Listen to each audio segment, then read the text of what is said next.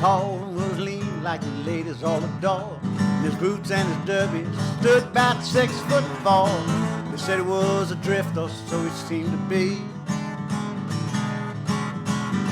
When he spoke, he had a drawl of a man from Tennessee.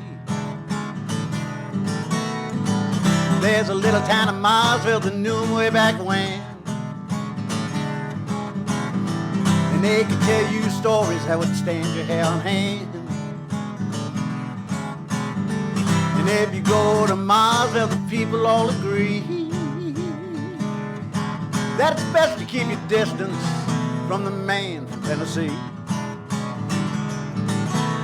Well, Dan Brown was the sheriff and he kept the peace in town. Thought he'd have a little talk with the stranger come around. He let him know real friendly, best keep moving on. People hope old Sheriff Brown don't end up 6 feet underground. There's a little town of Marsville that knew him way back when,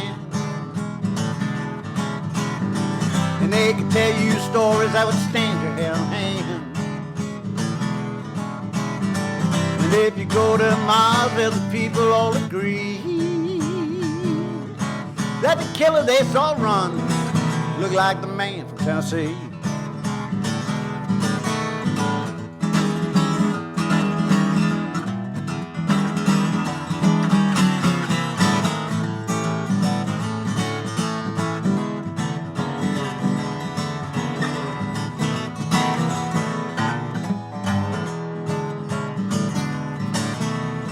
Sheriff, he got nervous, so he brought his old shotgun. He'd be telling him right quick to saddle up and just move on. When the sheriff saw him in the bar, he let loose both barrels in his back.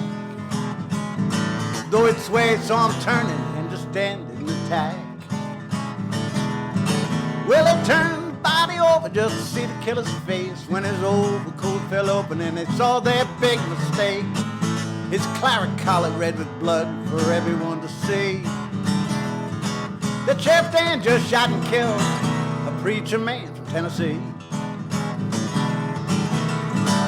There's a little town of Marsville that knew him way back when, and they could tell you stories that would stand your hair on hand. And if you go to Marsville, the people all agree